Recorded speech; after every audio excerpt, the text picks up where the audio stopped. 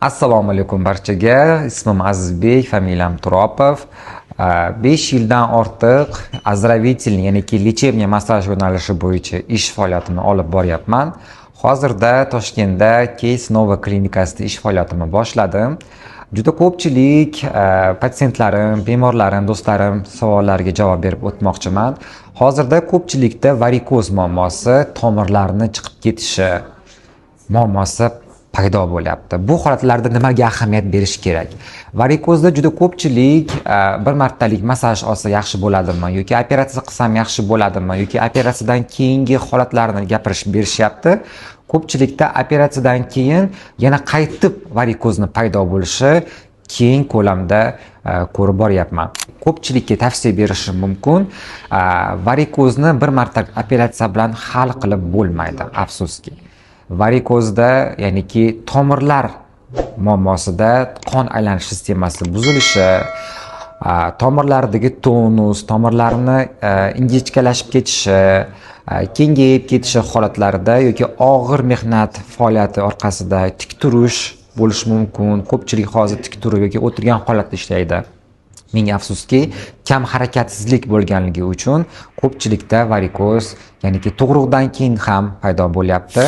Shuning uchun varikozda tomirlar muammosi bo'lganda biz kompleks, ya'niki ish bilan ishlashimiz kerak bo'ladi. Birinchisi, tomirlarning holatini ko'rishimiz kerak. Tomirlardagi qon aylanishini sistemasi buzilgan bo'lsa, qon aylanish sistemasini yaxshilash kerak.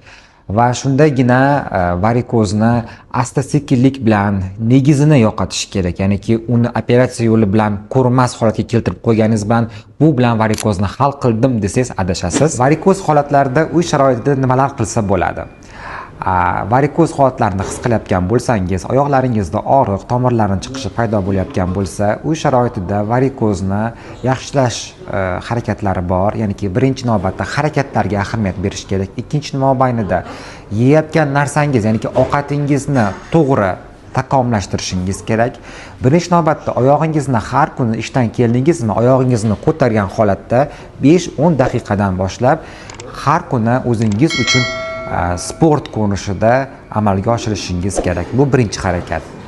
Undan keyin qiladigan ishlarimiz uy sharoitida yana bir bor aytamanki, 1 litrlik bonkani olasiz. 1 litrlik bonkani ichiga 1 dona limon, 1 dona lo'lagi, 2 dona zubchik chesnokni solamiz. Hammasi yuvilib, po'stlog'ini artib, keyin solamiz. Va shu massaning ichiga 1 litr suv solib, kechqurun soat 8 da soldingiz, ertalab soat 8 da tayyor bo'ladi massangiz. Massangiz qizg'ish ko'rinishida, kompot ko'rinishida bo'ladi.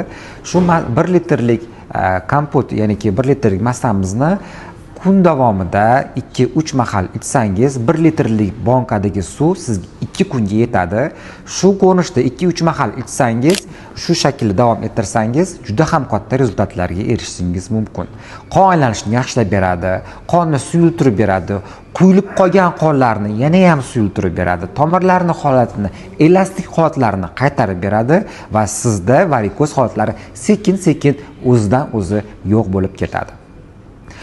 Yana takrorlab aytamanki, varikozni faqatgina operatsiya yo'li bilan hal qilib bo'lmaydi. Faqatgina operatsiya yo'li bilan hal qilsangiz, vaqtinchalik rezultatga erishishingiz mumkin. Ba'zi bir yillardan keyin, ko'p insonlarda yarim yil, 1 yil, 2 yildan keyin yana shu holatlar takrorlanishi mumkin.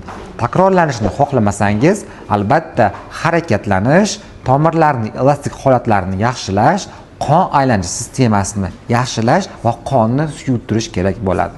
Qon suyultirishga hozir aytganimdek, lo'lagilik, limonli, chesnochli massamizni tayyorlab, shuni kun davomida 2-3 mahal ichsangiz, juda ham zo'r rezultatga erishasiz.